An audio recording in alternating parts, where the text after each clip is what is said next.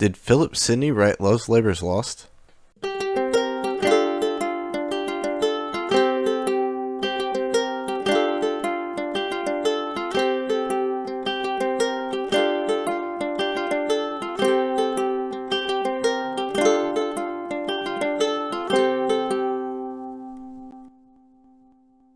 Welcome, folks. Welcome back to Apocalypsis Historia. This is Chance. Got Brady here. Got a hot one for you here, guys. Done a lot of research, put together a little slideshow for us, and this is in response to some other videos, and we'll go into that in a second. But we want to talk about Philip Sidney's influence on Love's Labour's Lost and what that might entail for an authorship question. If you haven't checked out Love's Labour's Lost, probably go check out that play. It's a weird one. I think for a lot of people, first time they read this play, it's not a great play. A lot of people read this and they're like, what? There's no plot. This is silly. Even some of the comedies had these really great, intricate plots, like Twelfth Night or something, or As You Like It. Maybe not intricate, or and a Romeo and Juliet's a tragedy, but it's structured like a comedy for at least the first few acts, and I don't know.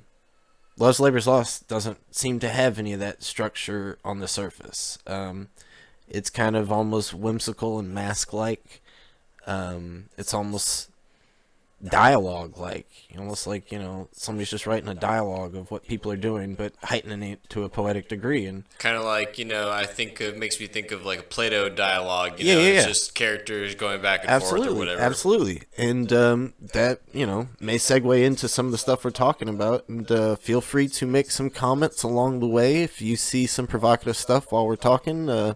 Agree, disagree, feel free to comment. Also, like, subscribe. Join our Patreon. Super shout out to our new Patreon members. Thank you for joining. Keep it coming strong, and also feel free to look into our book club. Brady, I, and several others have been routinely tuning into these Monday events, and it's been pretty fruitful and fun. And we did Lear, and moving on to, I believe. Yeah, I think we're going to do Timon of Athens next. On the back of a lot of our new Greek kind of outlook, since we've kind of discovered Aeschylus for ourselves even, and seeing a lot of Shakespeare in it, seeing a lot of influence, And happened to also connected to my Pale Fire video relating to Nabokov, also maybe potentially casting his, lot into the Shakespeare authorship. Yeah, Nabokov never outrightly says Shakespeare authorship questioner, but he's definitely somebody that likes to undercut our certainty of said authorship, understanding or narrative. Right. And, oddly, I've been thinking about this, and I know people will be like, okay, this guy's a bleeding moron, but I'm going to say it anyway. I think Tom Stoppard's a crypto doubter. Oh, yeah? Yeah. Yeah, I mean, after the things you've I told keep me. thinking about that Arcadia play, and I went and got a copy, and I was reading through it, and just, I don't know, some of the stuff that, this one guy so desperately wants to believe it's Byron, and it's not Byron. And, my buddy that I saw it with was like, hey, wait a second. This is like a Shakespeare authorship question thing, and that guy's like you so desperately want it to be Philip Sidney. It's probably not Philip Sidney. I'm like, all right, thanks, Ian. But oddly, I want to twist it the other way. That Byron's the famous name, right? Nobody would ever think this other guy that people don't talk about wrote the thing, but no, it was really this one guy who lived on the premises who was this kind of super no-name genius who was buddies with Byron. And I don't know, I think that maybe has a nice translation to the Shakespeare authorship question, especially for people like, John Florio fans or Edward de Vere fans who, Florio and de Vere kind of become bigger names, but they're not the names that you get in school like Sidney Spencer and Shakespeare. Definitely not the names that you get like, Pope and Swift and Johnson and, Joyce and Wolfe and stuff like that.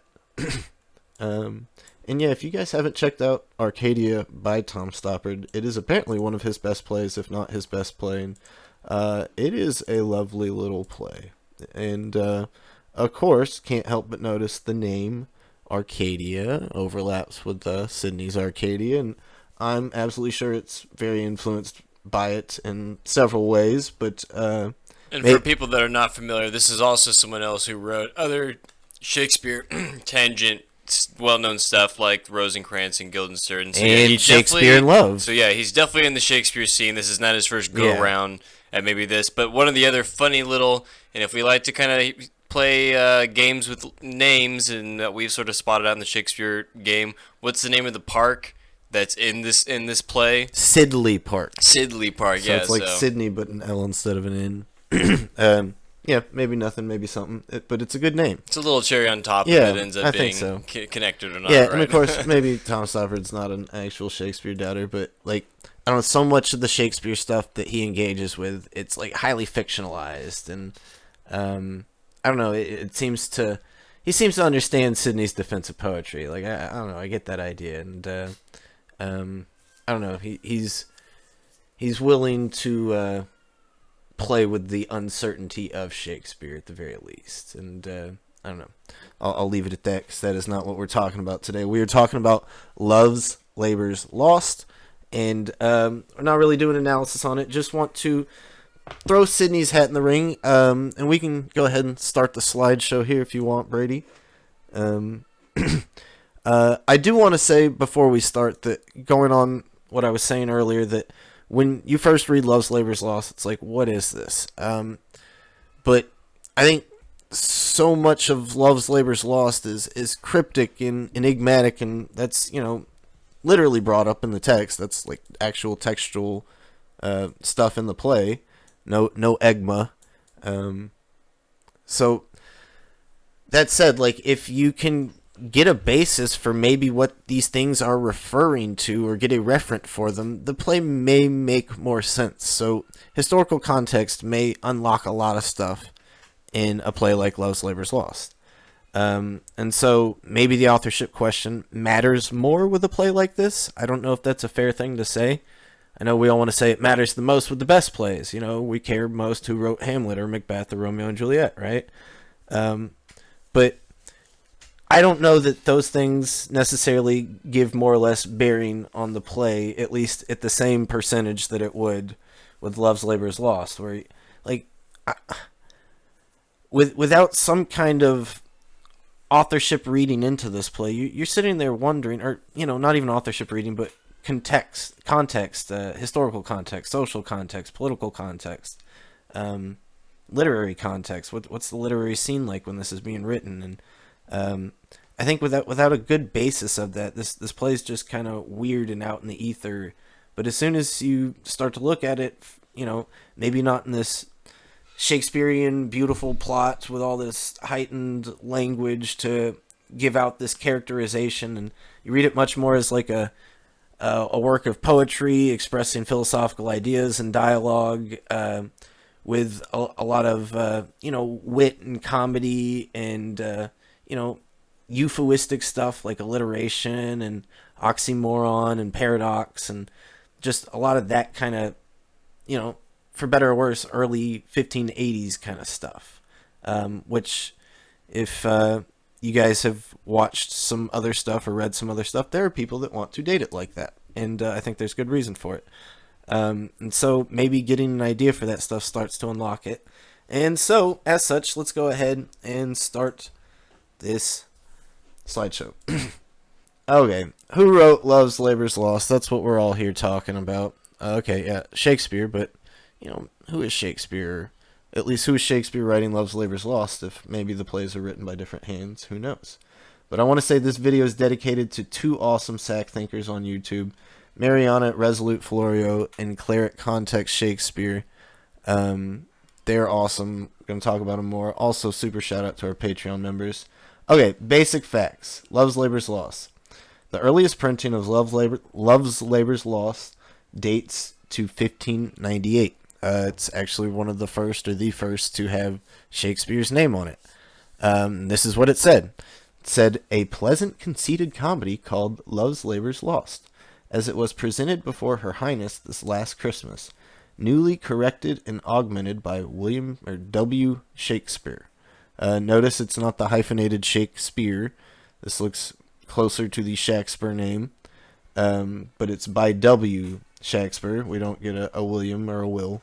Imprinted at London by W.W. for Cuthbert Burby, or Cuthbert as it's spelled here, 1598. I just want to point out it's in bolded here, newly corrected and augmented. That's not the same as written by. Newly corrected and augmented means revised. Yeah. Written is what it means when somebody authors a play, and they do write written by for other plays. But in this case, for this very first printing, it is newly corrected and augmented. So that leaves the door open. Is he revising his own play, or is he revising somebody else's play? And, that may or may not be up for debate. We're not going to talk about that too much here, but I just want to point out that opens the door to earlier dates, right? If it's newly corrected and augmented by 1598, it can't be written in 1598, or probably not even written in 1597. It probably has to be earlier, and sure enough, people date it to anywhere between like 1591 or 2 to 1595-ish. But that's the orthodox, but none of them really agree. They don't know. They're not sure where it would have first played, because if it's being newly corrected and augmented, surely it's played before. Okay, continuing on. Francis Meares, who we've talked about at length in several videos, especially our Meares video, in his Pallidus Tamia, 1598, lists the play among the 6 comedies, balancing 6 histories composed by Shakespeare. Quote, "For comedy, witness his Gentleman of Verona, his Errors, his Love's Labour's Lost, his Love's Labour's Won," the heck is that play, his Midsummer Night Dream, and his March into Venice. Love's Labour's Won, people have argued for a long time about that. Then a printing was found that may link Much Ado About Nothing to Love's Labour's Won. I want to say that's still open, though. That's still not maybe fully agreed on. I'm not sure. I could be outdated there. Somebody that knows their stuff can let me know. But just want to point out, this is one of his early ones if Meares already knows about it by 1598. The date of first performance, like I said, is unknown. The 98 title page indicates a performance at court the previous Christmas, either 1597 or 1598, pending the calendar chronology. And also I want to note that this is all so far from Kevin Gilvery's Dating Shakespeare. He's an Oxfordian, I believe, but he gives both the orthodox claims and the non-orthodox claims, predominantly Oxfordian claims. His Dating Shakespeare, he gives a dating and a chapter kind of thing for each play.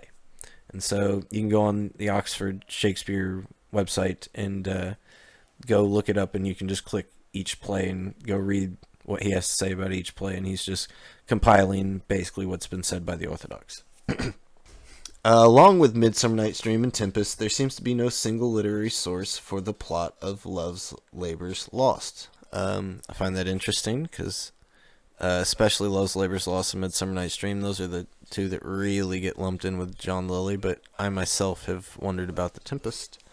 However, the play is in the general tradition of the Italian Commedia dell'arte. Sorry I butchered that, guys. Which generally features quick wit, comic timing, and a wide cast of stock characters. And that is, pretty good loose definition of this play. Quick wit, comic timing, wide cast of stock characters. Although we did sort of find that there was in our witches a red cap. Yeah, Mother Red Cap video. Mother Red Cap video. We found that maybe there was like a weird prequel or some weird setup or some sort of like in drama universe, canonical universe that some of these things are sort of happening, because there are these references to the, the Sycorax Wicks or the events prior to the Tempest, where you got maybe Prosper showing up there and having to deal with her or something along those lines, right? So and and that's oddly in reverse or inverse happening here with this, that we get to see all the stuff that happens, but we don't ever get to see how it concludes. Spoiler alert, there's not a real ending to this play. It doesn't end with all of them getting married or all of them getting their academic learning. It just kind of ends with all of them realizing, they're in love. But There's a lot of stuff, just kind of left open, I guess. Okay. Scholars have noted the influence of John Lyly on Shakespeare in general, but Love's Labour's Lost seems to display more Lillian influence than any Shakespeare play. Maybe with the exception of Midsummer Night's Dream. Maybe. That's my parenthesis. And I'm paraphrasing here from Kevin Gilvery. That's not a direct quote. Okay, Geoffrey Bullock, who is a big-time Orthodox Shakespeare scholar, observes general influence from the courtly plays of John Lyly, whose influence, quote, is especially potent in the witty teasing women, the interest in ideas in the underplot, which parodies high life below stairs. From Lyly spring the scholastic humor of its pedants, the comic use of logic, rhetoric, and grammar. The relationship between Armado and Moth recalls that of Sir Tophus and Epiton in John Lyly's Endymion. Okay, so odd amount of Lyly, and I have passages, and not just Love's Labour's Lost, but Romeo and Juliet, Midsummer Night's Dream, where I'm just like, oh, is this not by Lyly? Like, why don't scholars say this is by Lyly? What's the deal? Okay. Bullock believes that Love's Labour's Lost drew on Pierre de la Prémodeuil's, really butchered that, L'Académie Française, published in 1577. Prémodeuil, describes how four young nobles withdraw from worldly life to devote themselves to the study of Latin and Greek. Sounds like our play. Bullock describes the remarkable similarities between the play and events at the court of Navarre et Nerac in southwest France. Henri, King of Navarre, received two embassies from France, one in 1578, the other in 1586, either of which might have served as a model for that in Love's Labour's Lost. Interesting, because those both kind of predate our old Stratford man coming to London. Like, maybe 86, maybe people argue about that, not many, but some say he might have been there that early. And there's plenty of other events that are happening in Europe and England. This is happening in France, and so two of all. There's plenty of other meetings and other things going on. Why does Shakespeare pick this one of all things? Right. And then ergo, you need to start coning down, who's going to be there to, obviously reference where you can draw this to. But, it's just sort of funny, of all the random things to sort of reference here, right? Shakespeare play, especially this is what gets picked. If we're saying that this is written in 1592 to 1595, right? It's just oddly in the distance. Okay. In 1578 or 1579, the ambassador was indeed a princess of France, Margaret de Valois, estranged wife of Henri, who came to Nerac. Okay, the King's Academy was also a reflection of history. In 1583, the English ambassador to the court of France reported to Francis Walsingham that Navarre had furnished his court with principal gentlemen of the religion and reformed his house. Navarre had in fact followed widespread fashion and become a royal patron of an academy, as had his brother-in-law and predecessor Henri III of France. So this will get confusing, guys, because almost everybody in this time period in France that's important is named Henri. There's literally a war called the War of the Three Henrys, or the Three Henris. Henri III of France is the king. Henri of Navarre becomes Henri IV of France. And then there's also Henri, Duke of Guise. And honestly, I think every other character in this story is actually named Henri. Longueville, I feel like his name's Henri. Biron, I feel like they're all just named Henri. I don't know what the deal is. Henry VIII, Henry VII, they're all Henry. We're all Henry. Okay. Henri III of France, who attended, and by the way, that's all dramatized in Marlowe's Massacre at Paris. So check that one out. It's got the War of the Henrys. It starts out with the Massacre at Paris, but actually turns into a War of the Henrys thing. Maybe related to the Duke of Guise play that we see, maybe from Webster, I forget. Okay. The vogue for academies, essentially philosophical debating societies, had started in Renaissance Italy. Okay. And sure enough, shout out to Mariana again. She's pointing out all these Italian connections, and Florio fits in with most of what we've said so far, if not all of it, right? He knows about Henri of Navarre, 1583. That's right when he's working at the French embassy. Well, let's continue. The play was excuse me, guys. The play was likely written by Christmas 1597. But narrowing the date further has proved difficult, with most efforts focusing upon stylistic evidence. Traditionally, it was seen as one of Shakespeare's earliest plays. For example, Charles Gildon wrote in 1710, quote, "Since it is one of the worst of Shakespeare's plays, nay, I think I may say the very worst, I cannot but think that it is his first." And it's not his worst play, guys, but like I told you, like when you first read this, you're like, what the heck is this? This is not Hamlet. This is not Macbeth. This is not Midsummer Night's Dream. No. This is a joke. But no, Two Gentlemen of Verona is much worse than this play.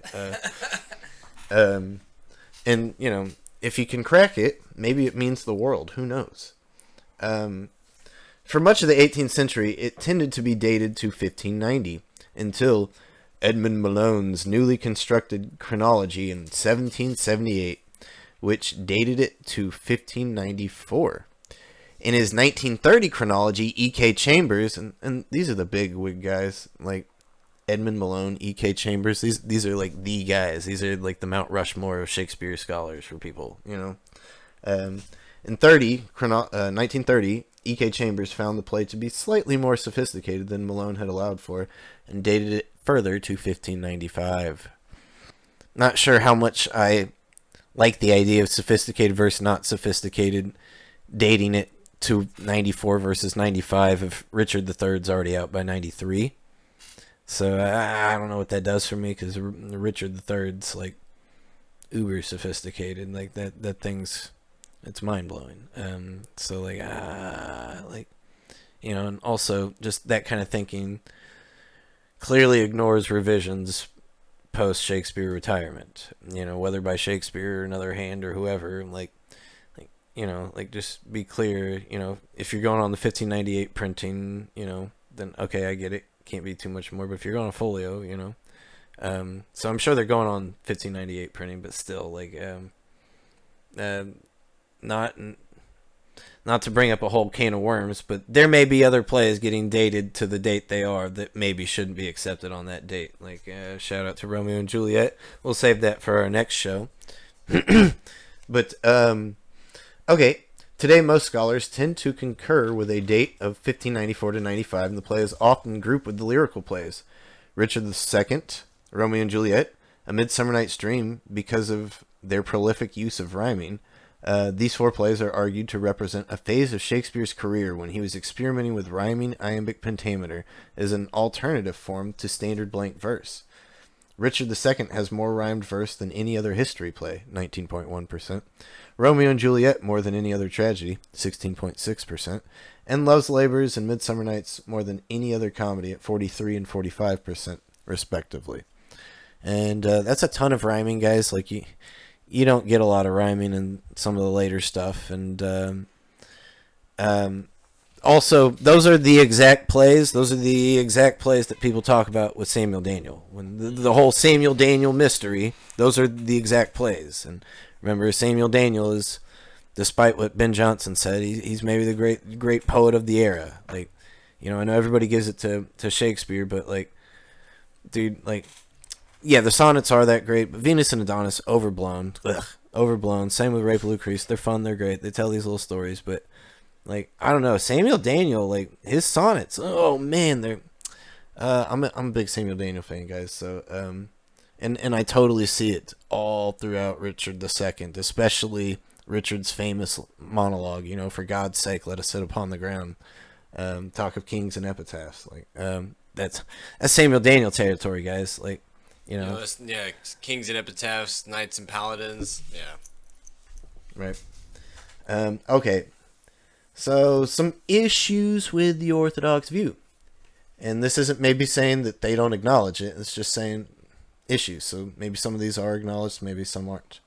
The author of the play seems to have intimate knowledge of the court of Navarre, circa the late 1570s, and that knowledge would not be available until Princess Marguerite of Valois' memoirs were published in 1628. So, like, we're past even folio printing. So, just kind of points to insider knowledge. Maybe the Stratford man could possibly get access to that somehow, but we're in speculative guess land here. And yeah, why would he even? He's just a political writing pawn for these, scheming. I don't know. Though many topical references of the 1590s can be seen in moments of Love's Labour's Lost, all attempts at allegorical interpretation necessarily lead to the 1570s and 1580s, predating the orthodox timeline. Relatedly, a general lack of consensus of the meaning of the play pervades orthodox studies. The overabundant amount of Lillian influence, which is to say structures and techniques of a 1580 style satirical play for a children's company at an indoor theater, are replete in the play and make little sense to be written for the adult companies of the grand theaters of the 1590s. And that's a legit thing, guys. Like, this definitely feels like the 1580s indoor plays with the children's company, all the satire, all the hee ha ha ha, all the silly jokes, kind of the lack of the plot, but maybe some elusive kind of mythological material seeped in there, and sure enough, you get that with Dictana and all of Holofernes' stuff. So yeah, it does seem to point towards that. This isn't the rollicking history, action plays or these crazy comical romps. This is something else. This is for a little more refined crowd going to the children's theaters, looking for the real witty stuff. Okay, so two of my favorite YouTube channels, Context Shakespeare and Resolute Florio, have each recently devoted several videos to this topic. Claire, Context Shakespeare, is an Oxfordian who has painstakingly shown the overwhelming amount of French courtly influence on the play at several levels. Whoever the author is or authors are, he, she, or they seem to have first-hand experience of Henry III's French court, Navarre's court, Margaret Valois, the French embassy, and entourage visits to England, as well as the inner workings of the English court, all from the mid to late 70s onwards. Mariana from Resolute Florio is a Florian who has painstakingly showed the overwhelming amount of Italian influence on the play, specifically going deeper with Florio's connections to the play, which are somewhat acknowledged by the Orthodox view. However, Mariana goes further, showing Giordano Bruno's secret influence on the play as well, which is not really accepted or acknowledged by the Orthodox view.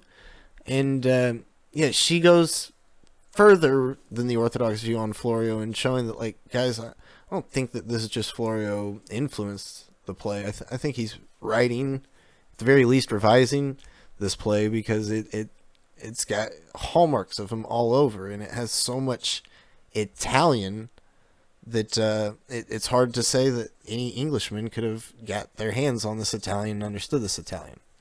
So please, please, please go check out their videos for a deeper look at issues with the Orthodox view of Love's Labour's Lost. Also keep Florio and Oxford open as candidates for Shakespeare. Brady and I think we'll all find both had important roles in Shakespeare in due time. And we've pointed out Oxford before in Passionate Pilgrim number 7. Go check out that poem and go check out Oxford's poetry and tell us we're wrong. The rest of the poems in that, up for debate. But 7, yeah. So here's a new take on an old play. Of course, we're here to throw in another name to help connect the dots. Philip Sidney. And I won't even say Sir Philip Sidney, because, maybe his influence on this predates him being a knight, which would be saying that this is before 1583 even, maybe. So let's look at it. You knew we were going to say Sidney. That's what we're doing. That's what we opened with. What do we got? Why Philip Sidney? Okay, so Sidney may be able to account for these issues with the Orthodox view. To boot, he may be even able to bridge the gap between Claire and Mariana's theories. So Sidney had intimate knowledge of and a connection with the French court and Navarre's court. Sidney was a crucial figure in the French marriage outcome and was present for all events related to French court visits to England. Sidney had a close friendship with Giordano Bruno and acted as his patron while he was in England. Sidney was fluent, and should I say hyper-fluent, in Italian, French, Latin, and Greek. He was likely familiar as well with Hebrew, having written the Psalms in English.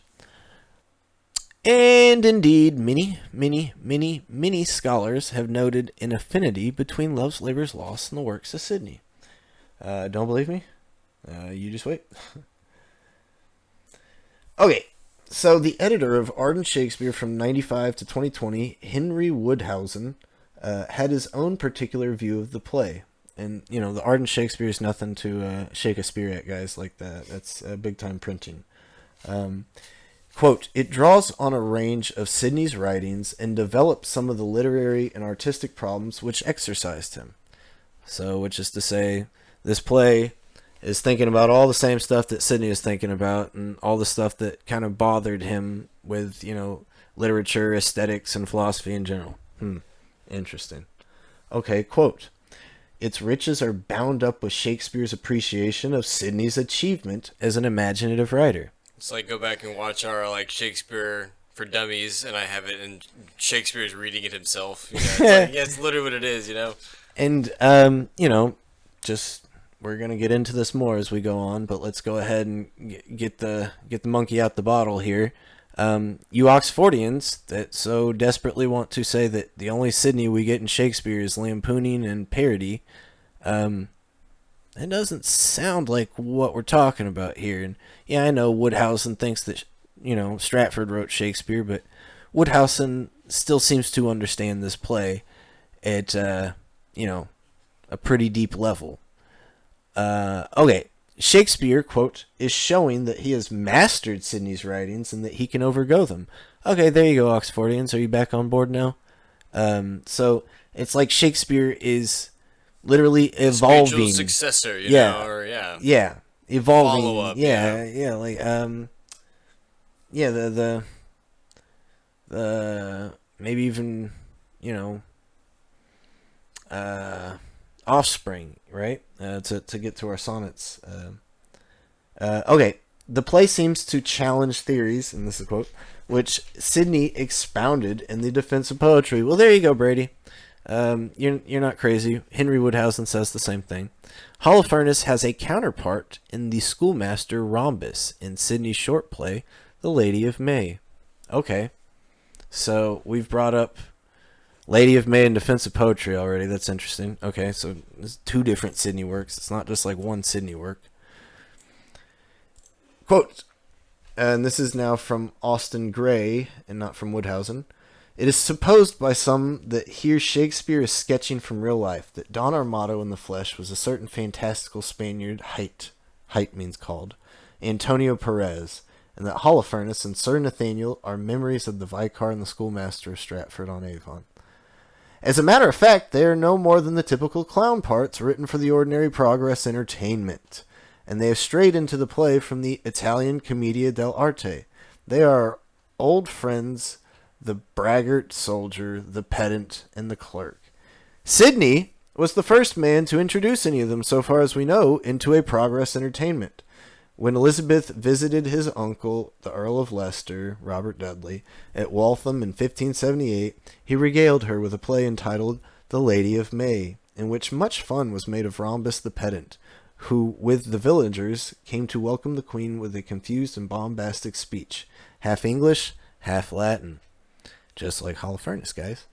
And I got it bolded here, but let's read it again.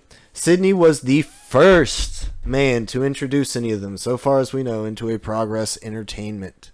The whole thing reads like a progress entertainment. So we're going to see later several people connect it to progress entertainments. Interestingly enough, different than The Lady of May. Okay. H.C. Hart has pointed out many instances where Shakespeare, appropriately in a play of the literary nature of Love's Labour's Lost, seems deliberately to echo verbal and stylistic peculiarities of Lodge's Rosalind 1590 and Sidney's Arcadia, printed 1590, and Puttenham's Art of English Poetry. So it's not only Sidney here, but it's Sidney here, and interesting stylistic peculiarities of Sidney's Arcadia. That's a different work than we've already talked about. So we've already talked about Lady of May, Defense of Poetry. Oh, let's lump on Sidney's Arcadia while we're at it. Deliberately to echo verbal and stylistic peculiarities. Deliberately. Yeah, this is yet another scholar. Yeah, it's like Shakespeare, wants to answer all those, wants to answer Sidney, all the stuff before it in DOP. Okay, take next Sir Philip Sidney's Arcadia, printed in 1590. There is no need to refer here to Shakespeare's familiarity with Sidney's writings, both in prose and verse, which is well known. Okay, so already by 1913, it's a well-known fact that Shakespeare is super familiar with Sidney's writings, both in prose and verse. If you didn't know that, they knew that 100 years ago. We should still know it now. On account of the date, they are of interest in connection with Love's Labour's Lost. I may mention that these parallels, as well as those from Puttenham, have not been, so far as I am aware, adduced before. Sidney's May Lady, or Lady of May, has been cited and will be dealt with later as a source. So he's saying, look, it's not just Lady May, it's also Arcadia. Okay. And this is H.C. Hart again, and he gives us some evidence, if you don't believe him. Following references are parallels from Love's Labour's Lost to the Arcadia and the Arcadia only. So these are, hapax phrases. Army of Desire, Arrest Your Word, Arms Crossed, Salve, Brawl, or Love in a Brawl, Insinuation, 1,000 Years a Boy, Weeping Ripe, Small of Leg. That's also in Hacklight too. Naked Truth. And Hacklight was a Leicester writer. Yeah, so, and dedicated his little work to Sidney. Yeah. I think I may have even read that maybe Sidney actually helped him write parts of it too, or something. Maybe I'm going off. Yeats seems to think that there's some weird overlap between the two's writing. I don't think she goes as far as to say Sidney helped him, but I think Yeats has pointed out overlap between Hacklight and Sidney as well. So, okay. And Naked Truth. Wow. Oh, cool. Wow, that's a cool one. Yeah. We still say that, guys. We may not say that 1,000 Years a Boy. We don't say that anymore. Yeah, you're weeping ripe. Arms Crossed. Yeah, Arms Crossed. That's crazy. Army of Desires. I feel like that's another one, too. But yeah, Naked Truth. Oh, that's a big one. Okay. Insinuation. I didn't know that. There you go. Yeah, geez. Okay. Other parallels occur in my notes from time to time, but these are perhaps the most notable. A few of them are met again in Henry VI. Okay. And so, I guess he's saying not that these exact ones are met again in Henry VI, but there's more in Henry VI that link to Arcadia. Okay. So was it not in preparation for Duke d'Alençon's visit to England? And this is from Glenn Wickham. She's a professor and director of theater and Shakespeare. And she was actually, I believe, making Love's Labour's Lost and having to direct it. And she was trying to get her headspace into it. She's like, I don't know how to get into this headspace. And then she said it clicked for her one day. So here we go. Was it not in preparation for Duke d'Alençon's visit to England to court the Queen in person that the French ambassadors were lavishly entertained at court in 1581? And was it not the outstanding entertainment provided on that occasion, the 4 foster children of desire, presented in the tilt yard at Whitehall on Monday and Tuesday in Whitsun week, that is, in May, and sometimes referred to as the Castle of Perfect Beauty?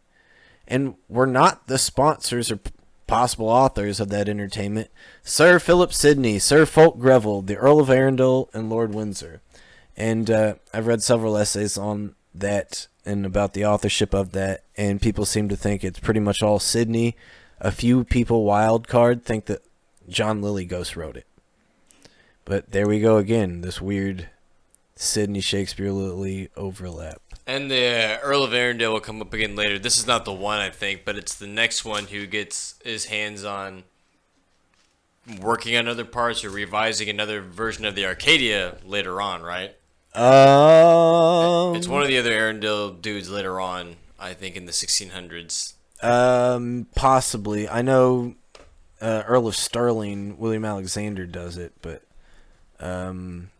there's one more that does it before and after him. Oh, I forget. Yeah, there are several revisions of the Arcadian editions. She can go off half-cocked.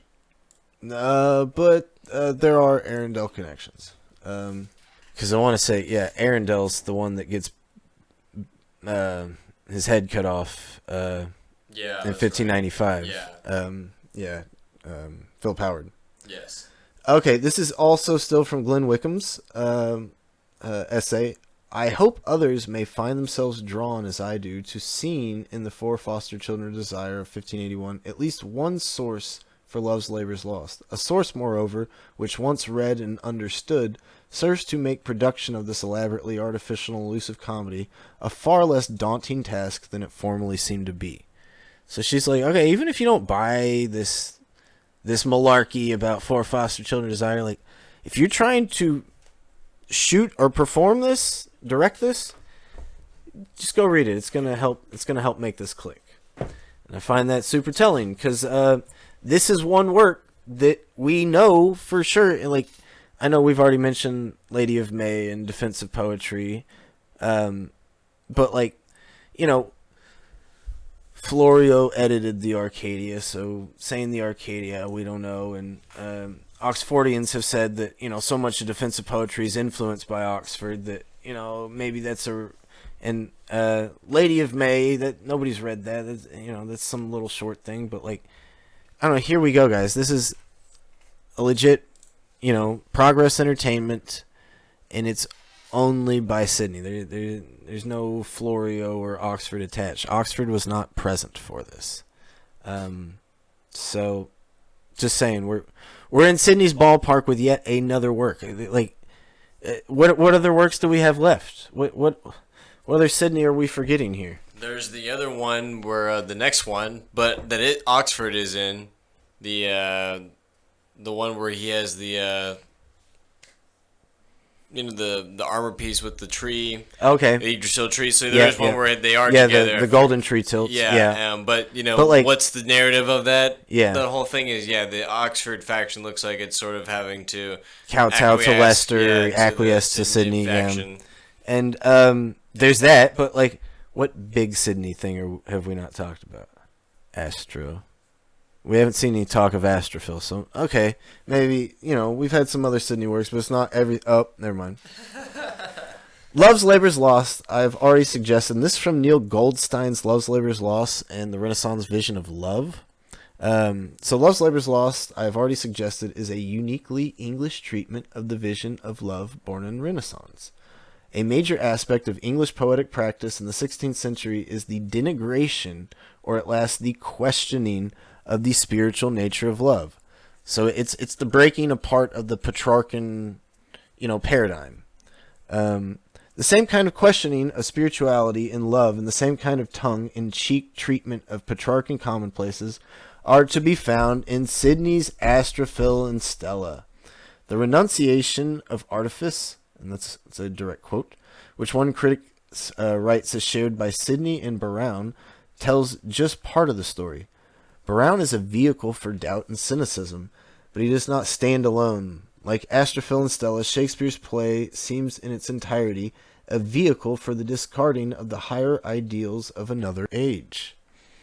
This progressive mindset, Sidney, turning it over, reworking Petrarch to be this new thing, and it is indeed what makes the entire sonnet thing boom.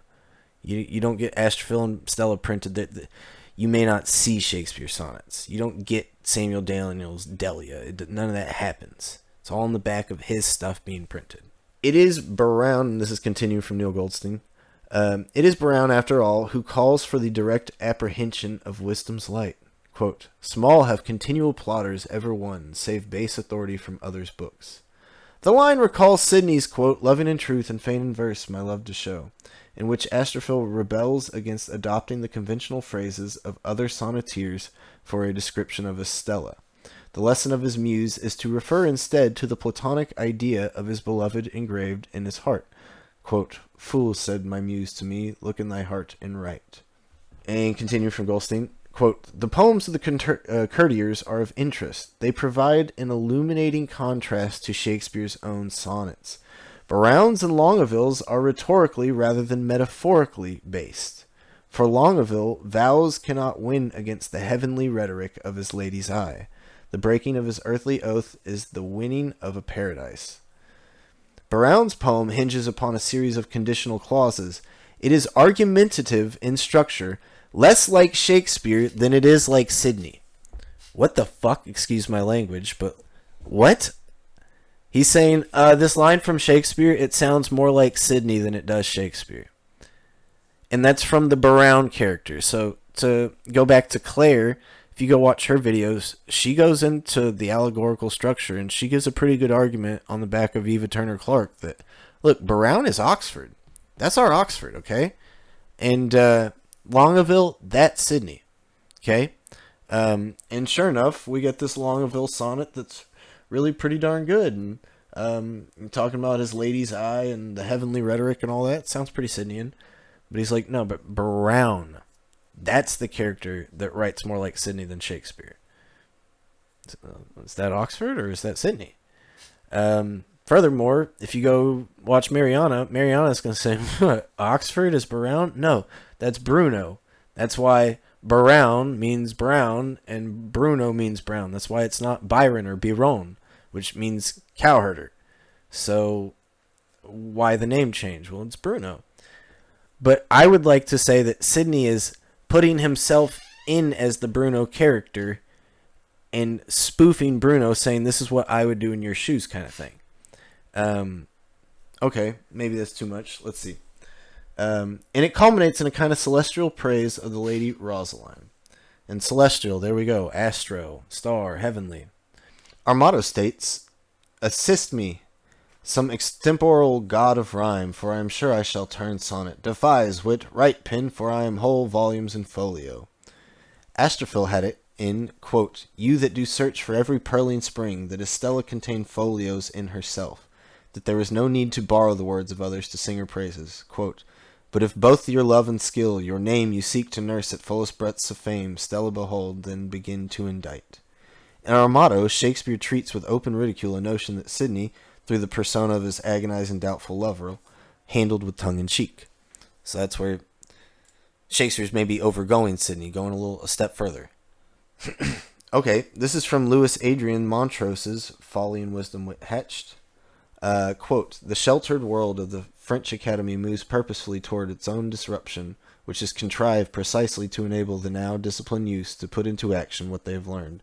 Prima Dolie's exemplary fiction is an acting out of the cardinal value of Renaissance humanism, that, quote, the highest end of the mistress knowledge stands in the knowledge of a man's self, and in the ethic and politic consideration, with the end of well-doing and not of well-knowing only. That is all from Sidney's Apology of Poetry. So he's quoting Sidney directly to explain the play. Continuing from Louis Adrien Montrose's Folly and Wisdom Hatched, Sidney upholds the traditional hierarchy of literary kinds, in which the heroical is the, quote, the best and most accomplished kind of poetry. For as the image of each action stirreth and instructeth the mind, so the lofty image of such worthies most inflameth the mind with desire to be worthy, and informs with counsel how to be worthy. Apology, page 179. Love's Labour's Lost is a dramatic comedy, not a heroic poem. Shakespeare champions the vital English popular dramatic tradition by ignoring Sidney's neoclassical canons of decorum, his censure of the mixing of clowns and kings. Yet, it is through ironic comedy and satire and the use of violated decorum as a structural device that Shakespeare revitalizes and redefines the exemplary heroic tradition itself. And so, as much as this may contradict Sidney's beliefs, no, it's really using Sidney's beliefs to overturn an older belief. Interesting. Okay. Almost like a development. Okay, this is from Alwyn Thaler's Shakespeare-style imagination and poetry. For himself, Shakespeare, like Sidney, will look in his heart and true in love, but truly right. Unlike those stirred by a painted beauty, to their verse he rejects for himself their laboring for invention. their proud and false compare. Yet he hopes that his sincerity, his lack of sophisticated artifice, the barren rhyme of his pupil pen, will win him the tribute of loving memory over better craftsmen. And continuing, and yet, here as in the plays, none of the Elizabethans, not even Sidney or Spenser for all their learning, paid higher tribute to that essential quality of style, that conscious, painstaking removal of surplusage, which Shakespeare claims in Sonnet 85. For here, though once more modestly asserting his own unlettered simplicity, which merely thinks good thoughts whilst others write good words, he writes an eloquent praise of the elemental but studied power of the poet's word, the precious phrase by all the muses. And so even when he's talking about how Shakespeare goes farther than Sidney, he uses a quote from Sidney to explain it. To explain how far I've gone, to reference, to provide the goalpost, Sidney. In short, and in spite of Francis Bacon, it is not the lie that vitiates the poet's feigning. Yet there is in Shakespeare's analysis of the grip and ultimate range of the poet's imagination a solemn sense almost of frustration, or at least of a beating against bounds not to be outsoared. Nor was Sidney, for all his joy in poetry, unaware of this. The poet's persons and doings, he writes, are but pictures.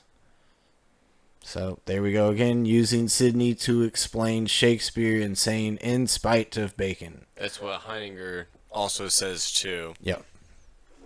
It's also probably what Ronald Laval says. I'm not exactly sure, but I'd guess that's what he would say. Okay, this is from J.M. Purcell's sonnet, what's that? 105 of Astrophil and Stella and Love's Labour's Lost. Okay, so we have a specific sonnet from Astrophil and Stella. The request of Mona Wilson for an interpretation of the word glass in sonnet 105 of Sidney's Astrophil Stella may be somewhat explained by a parallel reference in Shakespeare's Love's Labour's Lost, where tears are spoken of glasses, that is mirrors. Here the poet professes that his tear embraces the image of the lady in such a way that the poet cannot see it, yet his heart is still aware of her. In other words, the lady is no longer reflected in the tear, but the poet still envisages her being there. So it's like the same exact entire metaphorical image that is incredibly specific and unique are in both this sonnet and in lines from Love's Labour's Lost. That's wild. Okay. Continuing. It is some interest to note that Shakespeare in this Love's Labour sonnet calls each tear a coach, carrying the image of the beloved, and Sidney in his sonnet 105 speaks in an obscure way of "Cursed be the coachman that did drive so fast."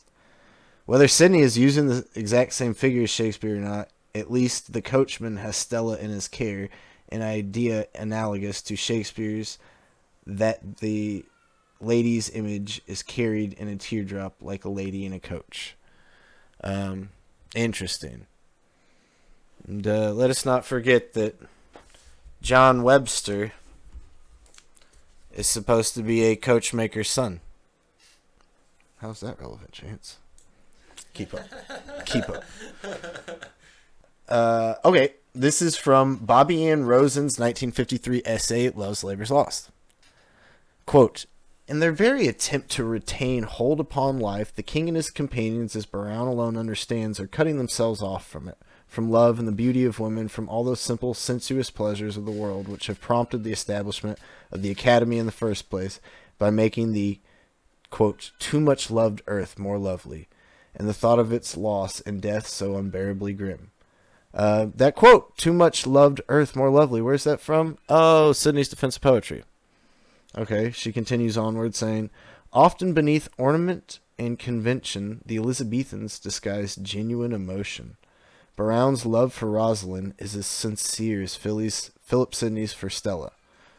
Which, may be a weird comment, because it's up for argument how sincere his love for Stella is. Like, not that it's not real, but it's maybe not that he wants it, or maybe not that he can handle it, or, Okay. Brown's role is again analogous to that of the cuckoo in the closing song, mocking the lovers, quote, enameling with pied flowers their thoughts of gold, maintaining the balance of the play. when he actually appears among his shamefaced friends to chide them for this scene of foolery. The play within the play ends, and the spectator becomes actor, and we return with his beautifully sanctimonious sermon to the more usual level of reality.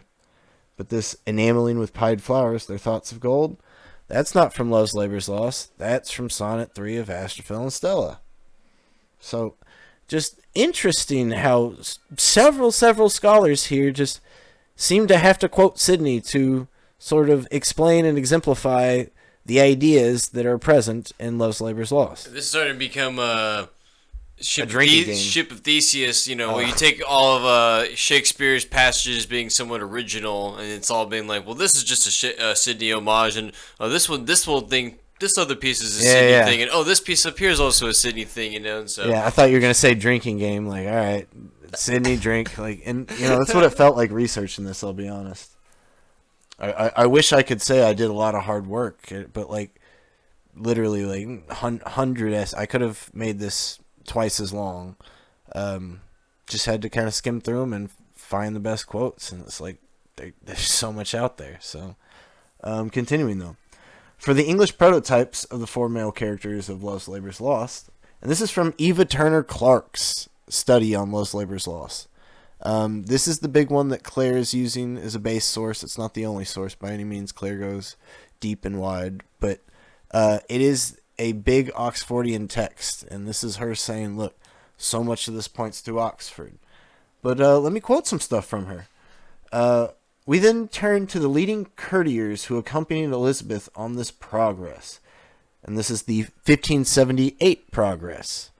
Okay, so yet another progress that Sidney's a part of, that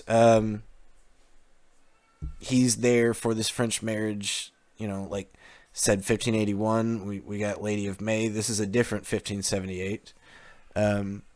Let's see. Besides Lord Burleigh Cecil, these were the Earl of Leicester, the Earl of Oxford, Christopher Hatton, and Philip Sidney. There's our 4 characters according to Eva Turner Clarke. Philip Sidney's in there. Wow. At every turn. During the visit to Wanstead, the Earl of Leicester's estate, an interlude, The Lady of May, written by Philip Sidney, was presented in honor of the Queen. The 3 outstanding entertainments, including Lady of May and the Queen's honor of spring and summer in 1578, are alluded to in a satirical way in Love's Labour's Lost.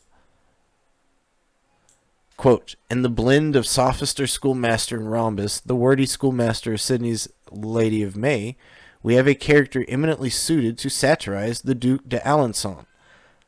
So, guys, just remember, Sidney's at the head of the anti-French marriage faction. At the behest of Leicester.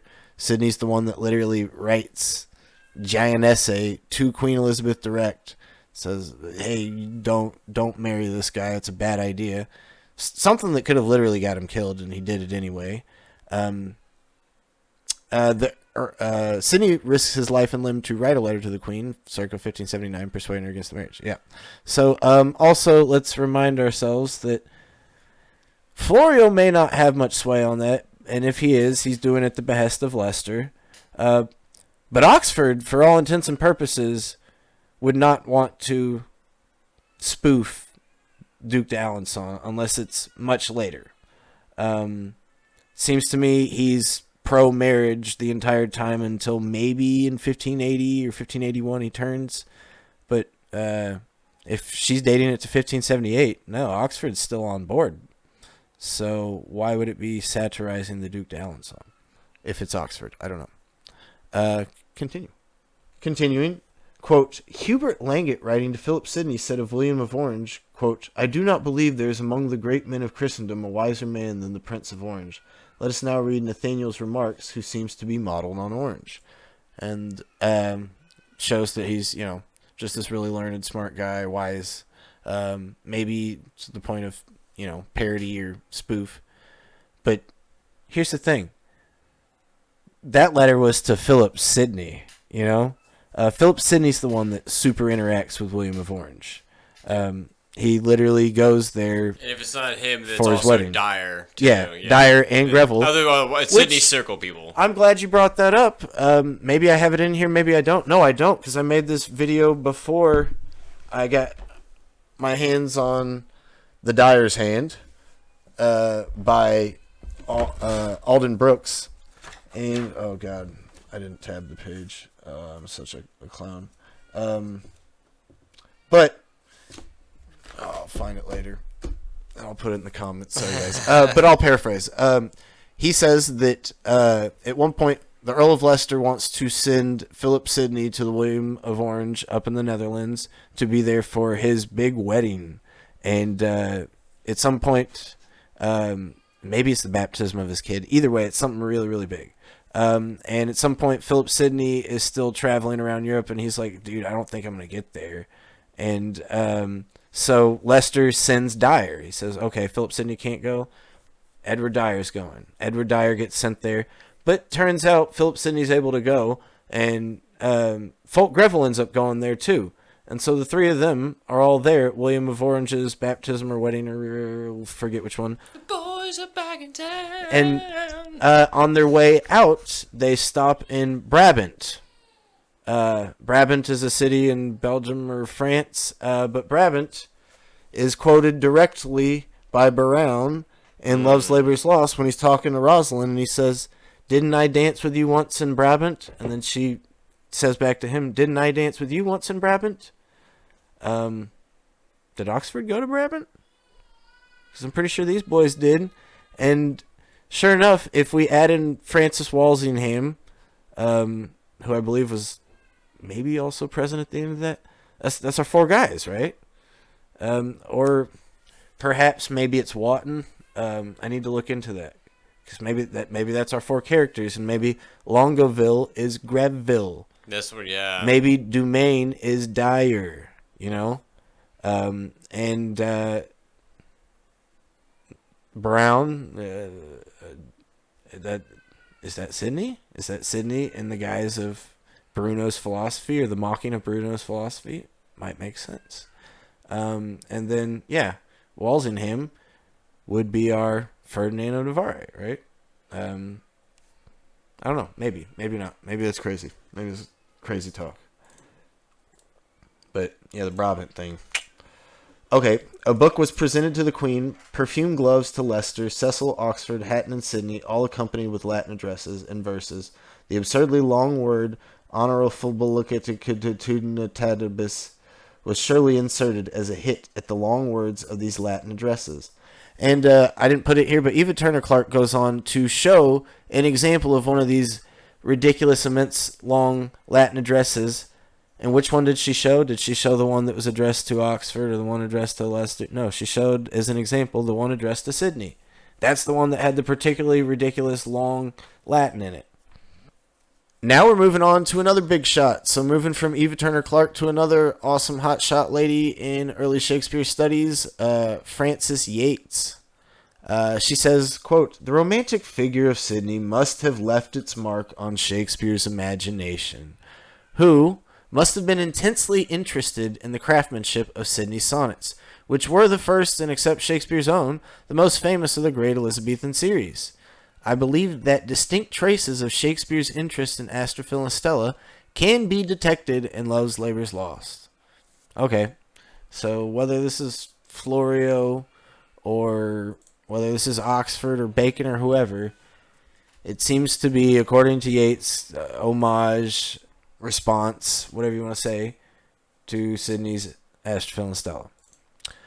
A good many of the points made in Love's Labour's Lost are also made in Sidney's sonnets. There's the question of the poet's use of language and the poet's training. Like Shakespeare, Sidney has hit at current literary affectations, which enrich the lines of the euphuists.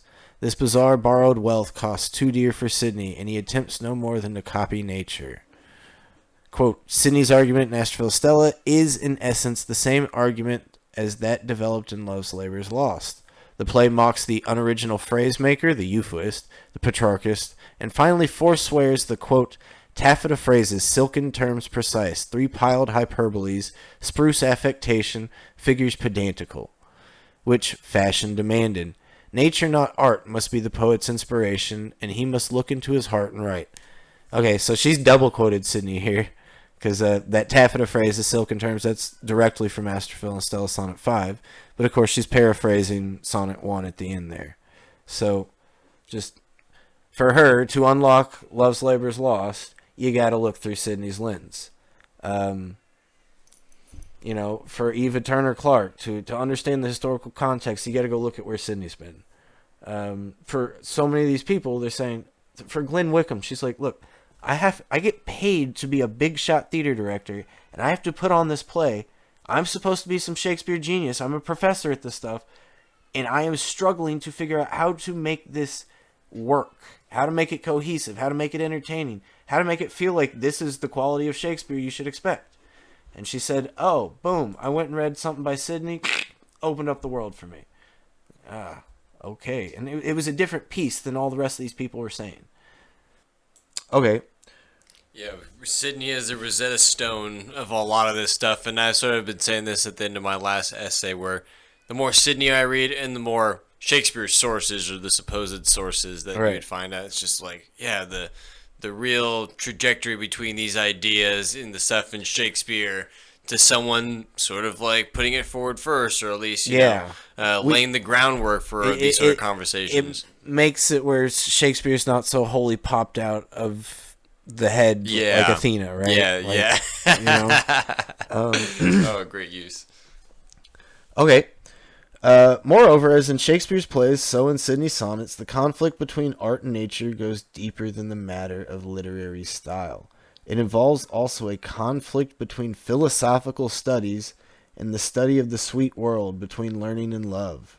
Sidney is drawn from his study by the force of Stella's eyes. So too are the men in Love's Labour's Lost, deflected from the studious intentions by the eyes of the Princess of France and her ladies. There is certain occasional similarity in the imagery in which this problem is presented in Shakespeare's play and Sidney's sonnets. It has been emphasized again and again that the heavenly bodies, stars, moon, terms connected with light, darkness, day, night, eyes seen, and so on, constantly recur in connection both with the men's studies and their loves. This kind of imagery is also most characteristic of Sidney's sonnets. And so maybe these are somewhat commonplace ideas, but the amount of emphasis is downright Sidneyan, is what she's saying. Astrophil and Stella. Yeah. Maris, I guess. It is also rather curious to notice that Stella had black eyes, and so had Rosalind, one of the stars in Love's Labour's Lost. Both Brown and Sidney feel that such an unpopular color requires some apology. Thus, Sidney and Brown also think that their lady's darkness makes dark seem light. Stella makes all beauties flow black. Rosalind is born to make black fair. The Russian mask in Love's Labour's Lost has exercised critics considerably. Excuse me. I do not know if anyone has ever drawn attention in this connection to certain lines in the second sonnet of Astrophil and Stella. Quote, like slave-born Muscovite, I call it praise to suffer tyranny. At the moment when Sidney finally succumbs to Stella's complete domination over him, he calls himself a Muscovite. So it's the turning point in this whole thing that he's been battling. Am I going to let her dominate me or not? Am I going to give up learning for love? Am I going to, seek earthly desires instead of heavenly, stuff? And what's he use? He uses Muscovite. Guys, the exact same thing happens in this play. They are, no, we're not going to do that. We're not going to do that. And they see the girls, and then they all kind of jibe each other like, you're going to give in, but I'm not. And then eventually they start sort of giving in, and then they're kind of flirting with the idea of trying to do both. But like the girls are kind of teasing them, playing hard to get, playing coy. And at some point, like they put on this fake play where they dress up as Russian Muscovites. Muscovite means from Moscow. And they think that they're totally in disguise and these girls won't know who they are. And then they go and they start proposing to each of the girls as, Muscovites and doing this dance thing. And clearly, like, the girls recognize that these guys are in disguise. But this weird thing happens because they're in disguise. They get matched up with all the wrong people. And there may be some meaning to that. We're not going to go into that here. But the point is that by the end of this Muscovite mask, they've taken all their stuff off, and they're just straight up proposing, kind of, be my love, we're here, I love you, to like, please say yes, screw the learning, screw the academy, like, we're here. and it's like Muscovites are used. I mean, definitely makes me think of the Muscovy Company, and guess who's the one that's all underdoing a lot of this stuff? It's people, the big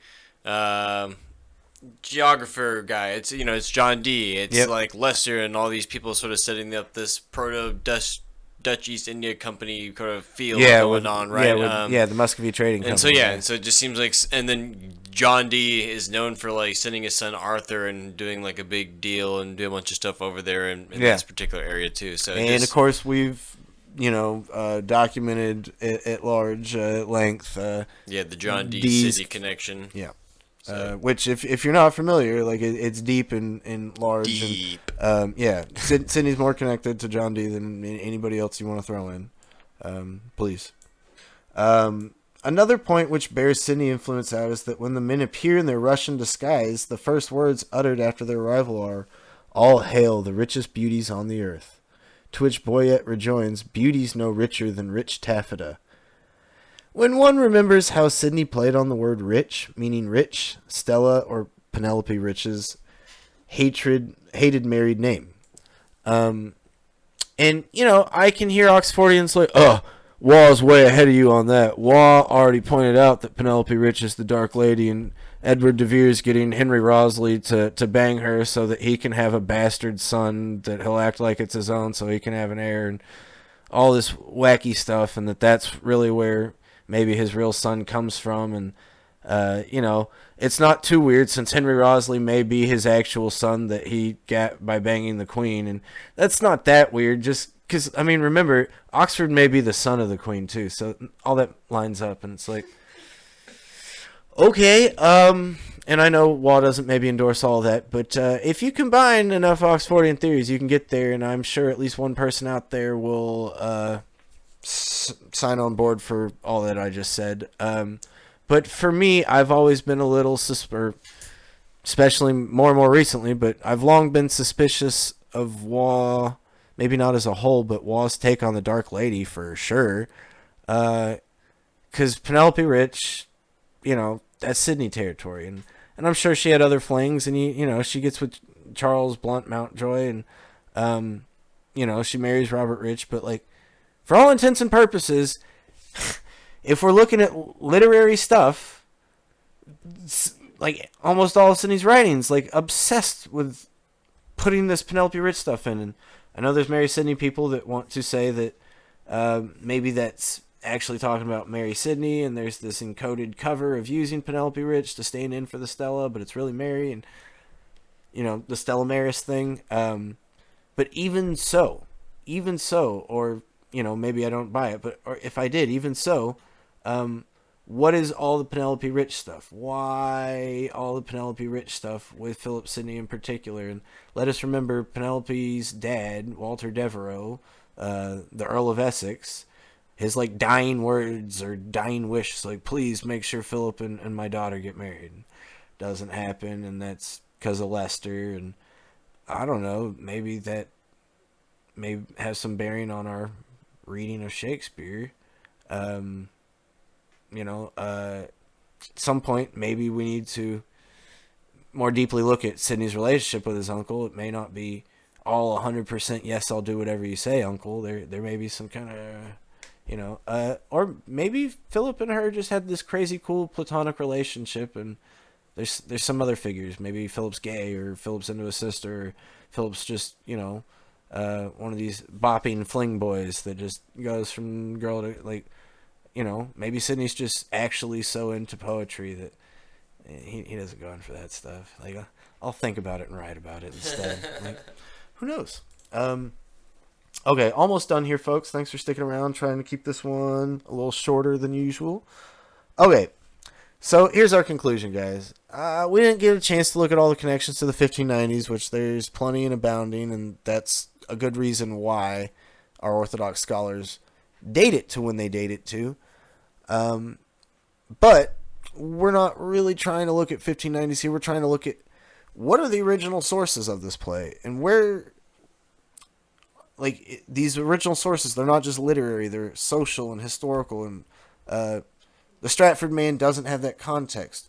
Who does have all these contexts together? Like, Who is at the center of all this stuff? And it's this weird thing where it doesn't matter who you're looking at. We look at Oxfordian, writes a whole book about it, talks about Sidney all over.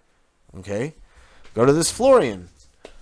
Does it, yeah, it mentions Sidney all over. And at some point, there's this weird thing that if I go to Eva Turner Clark and I go look for John Florio, one mention, and her mention's like, yeah, don't really worry about John Florio.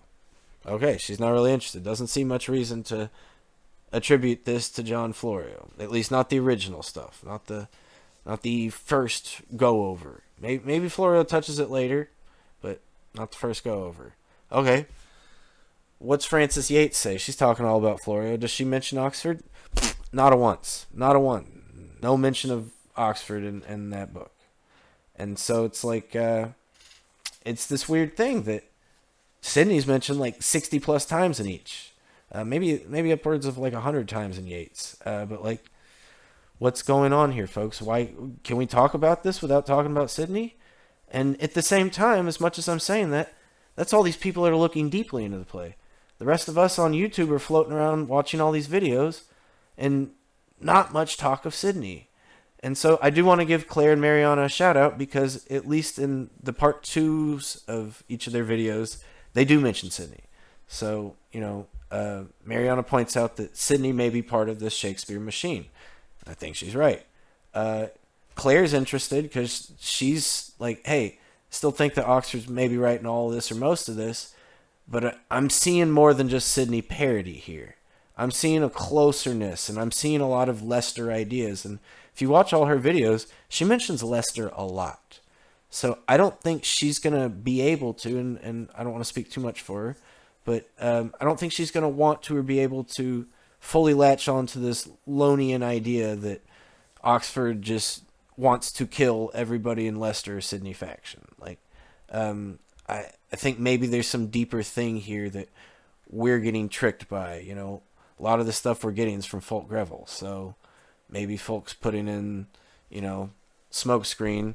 We're all, these guys hate each other. No way they'd write together. Very much so, yeah. And again, like we've sort of said, is like, both their families eventually intermarry, so it's like there has to be some reconciliation between those factions. And as we'll point out in future videos, we've sort of seen things like, just take it on at face value, two gentlemen of Verona. Yeah. Like, who are the two guys that we are We all point out Proteus. That's Oxford. We're the two guys. Who's the other guy? Yeah, who are the two literary guys who kind of do this? Kind of have a history. Oh, okay. Yeah. There you go. Let's, Or yeah, just how other characters seem to be weird composites of them or like pressed together. Like right? Endymion, Josephine Waters Bennett's like Endymion is totally Oxford, and I can point out every character, but I don't know who Eumenides is. Like, the buddy and friend character that's also this important nobleman. Who could it be? We don't know.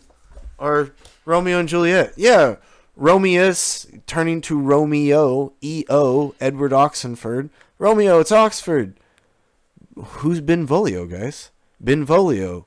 What does Benvolio mean? It means goodwill, or good well-wisher. Yeah. What does Eumenides mean? Yeah, well-minded, good-minded, well-wisher. What? What's happening here, guys? And so, like, at some point, maybe ask yourself, could those fit in? And as Brady and I pointed out in another podcast, King Lear. King Lear, okay. Maybe Lear's Oxford when he's old and dying. He's got the 3 daughters and all that, and he went broke and kind of got screwed over by his, the next generation and all the circumstances. Maybe Lear's a reading of Oxford, but who's the one that's always helping him? Who's the guy that's sticking around and helping? What? Oh, it's Kent. Kent. Interesting. Where's Philip Sidney from? Kent. And, sure enough, if you go read the original King Lear by maybe Thomas Kidd, maybe Robert Greene, maybe somebody else, which is maybe coming out 10, 15 years before this, we're still not sure. Maybe they're coming out at the same time, who knows? But that one doesn't have a Kent character. It has a pretty much similar character, but his name is Perillus. Why change it to Kent? Who's Kent? What's Kent about? And sure enough, King Lear is dated by Orthodox scholars to be composed probably between 1603 and 1605. They start the composition at 1603. If you go to the end of Act 1, Kent is asked how old he is. And he tells them very plain-facedly, I have 48 years on my back. If you're 48 in 1603, what year would you be born? Either 55 or 54. And so Philip Sidney is born at the very end of 54. So for most of 1603, he would be exactly 48 years old if he's still alive. But even if he's not still alive, like Mary's writing or Florio's writing it, like that's how old Philip Sidney would be. Who else is from Kent and born in 54? That's nobody. Oh wait, crap. Lily's also born that year. What's going on? Lily's also from Kent. What's happening? Maybe Lily's Eumenides and it's not Sidney. But I don't know. It's a weird thing that Eumenides. Is there any L's or Y's in that one? Like, can you spell Lily with that? No, but you can spell Sidney. Oh, that's weird. Oh. Okay. I won't go too far with it. Go read your Duchess of Malfi, folks. That's just a one-off there. But hopefully you guys are tuned in and turned on to maybe seeking out a little more Philip Sidney and trying to think through a Sidneyan lens when looking at or reading Shakespeare.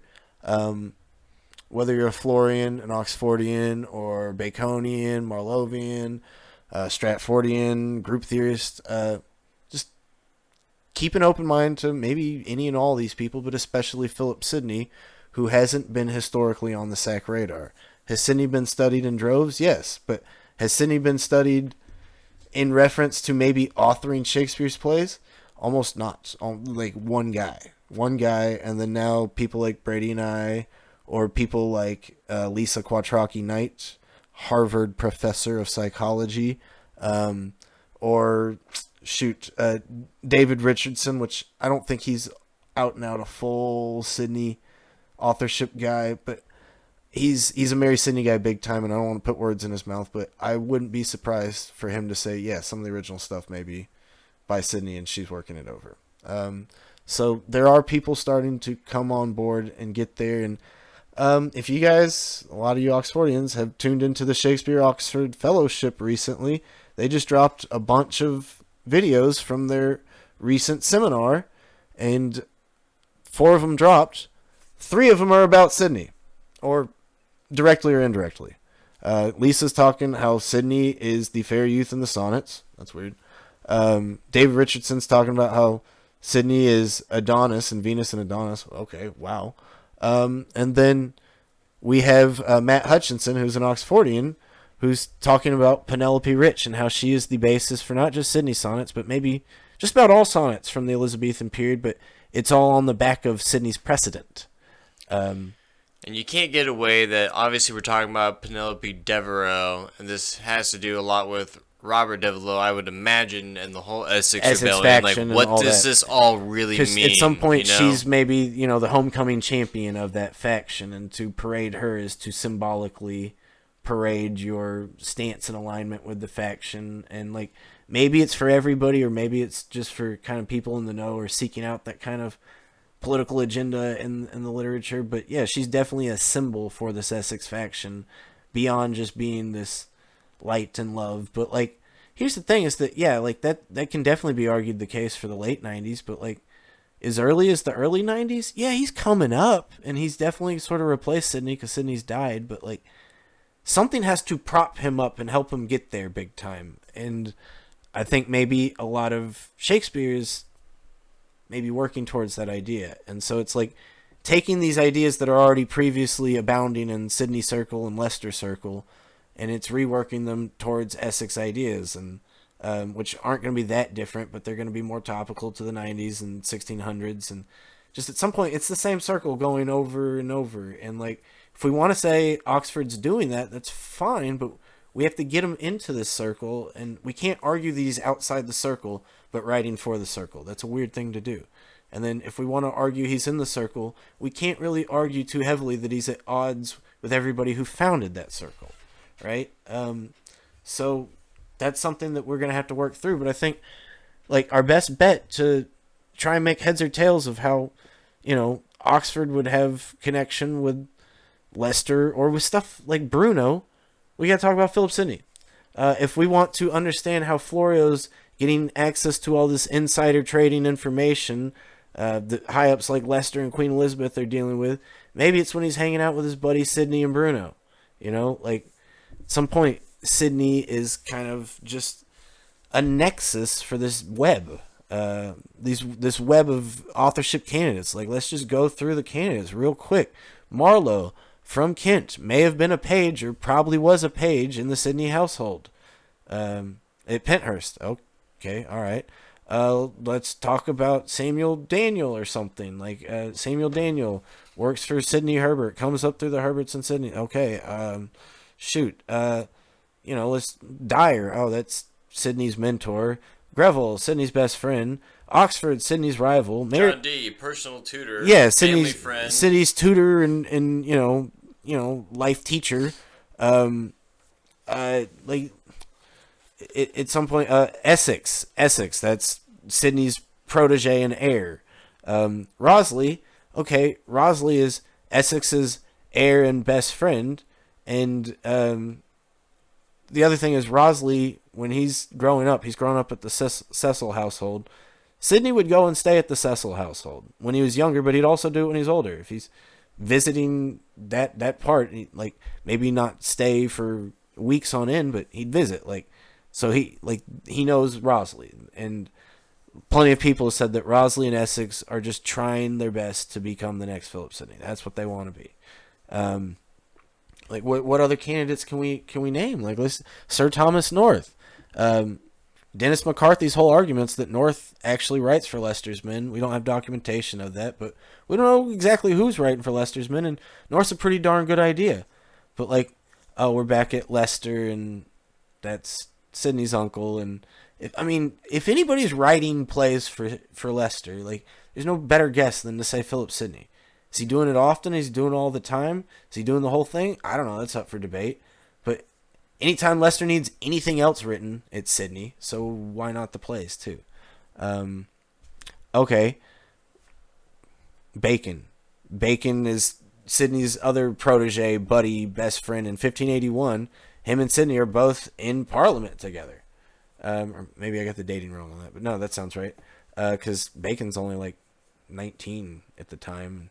Sidney's, not too much older. He's 8 years older, so he's still in his 20s, and they're both in Parliament, as Parliament members. Bacon's big time part of this Leicester circle. Bacon's big time buddies with Essex and all that. Bacon also comes up through that, not directly, but he visits the Cecil household all the time, and we know that Oxford lived at the Cecil household. While Oxford is, coming up through the Cecil household, and right as he's kind of leaving the Cecil household, that's when Anne's betrothed to Sidney. There's vast amounts of connections between all these people and Philip Sidney, and maybe he's just the best way to center them and connect them. And so even if we don't want to go so far as to say that Philip Sidney wrote it because of dating reasons or stylistic reasons or personal preference, whatever you want, I think we got to start saying at the very least, what is his influence? How connected is he? We got to rethink the Oxford-Sidney relationship and connection.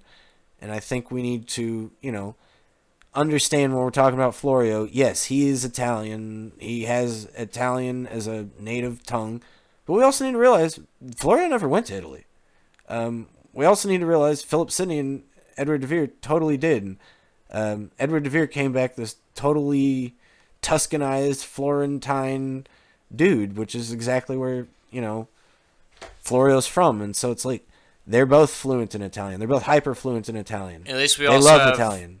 Philip Sidney saying for practice he's going to take Latin stuff and translate it into Italian and back into French and then back into English again and then back into Italian again and do these sort of cyclical translations to hone his own skills. So yes, it's sure, Florio didn't maybe obviously knows Italian, but maybe didn't maybe he's super inundated still with Italian culture to make all those little transitions from those language shifts, but otherwise it's all right, Oxford and Sydney also really know their Italian, blah blah blah blah, but Sidney also just kind of happens to also write about using said Italian and having all these, flipping back and forth. And I'm sort of gonna pitch like, isn't that what Shakespeare is sort of known for, of just like inventing all these new words or transmuting different languages into English for the first time, and it's all it just sounds like what Sidney's literally told us he'll do. Yeah, and like Hubert Langet in a letter, and we get this in letters to Langet, but Hubert Langet's like, I'm glad you're doing that. It's probably good for your language, but like that may be a giant waste of time, dude, and you should probably worry about politics and business and this or that. And Sidney's like, well, I'm interested in astronomy, but I probably got to put astronomy down so I can do more of this literature and language stuff. And I find that fascinating that the guy that's obsessed with stars, even that had to take a back seat to words. But you still think, but the influence though, Astrophil and Stella, once again, right? So. Yep. And so like, this isn't to say maybe like I know Brady did the hand thing. This isn't to say that Sidney only wrote this, or that Sidney's even maybe the best candidate. But it is to say that, like, look, the thing that you think for your candidate makes him a really good candidate, guess what? Philip Sidney has that in spades. And, like, at some point, maybe these are like-minded people that might like to get together and use their minds together to make something greater. So just maybe leave it there on a last note. Thanks for sticking around, guys. Hope you enjoyed this.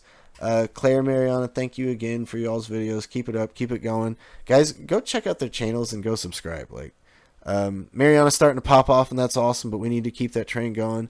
And Claire needs to get some more numbers. She's got the best Oxfordian videos on fucking YouTube. Go subscribe. Her numbers need to be in the thousands. Thank you for watching us. Maybe if you're not subscribed to us, give us a shout too if you stuck around this long. Otherwise, we'll be back here soon with maybe a huge video. Maybe interviewing a big shot. Won't drop too much. Keep this as a nice little spoiler, and it's possible this one comes out after that video, so who knows. But some other things in the works. Did a little viewing of Anonymous recently too, if you saw our post, and may have that video up on the Patreon and the Discord, and may take some clips of that soon.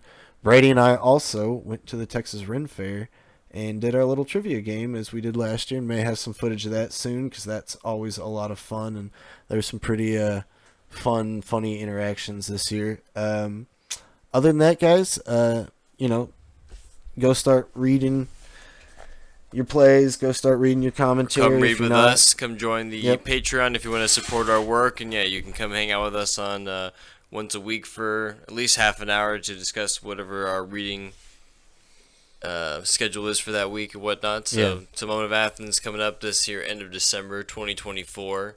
Okay. Yeah. Super excited about that. Love Timon as maybe the most slept on Shakespeare play. I give that to a lot. I say that about stuff like King John or some of the Apocrypha, but Timon's maybe even the best candidate. And that's a pretty Oxfordian play, but it's also a pretty darn Greek play. So stick around for that. Otherwise, guys, we're gonna end here, and just remember, go check out your Star of Poets. I'll say it like that, I'll let Brady sign us out. Alright, guys. All the links down in the description. Thanks for all the support, and we will catch you on the next video. Nullius ad verba.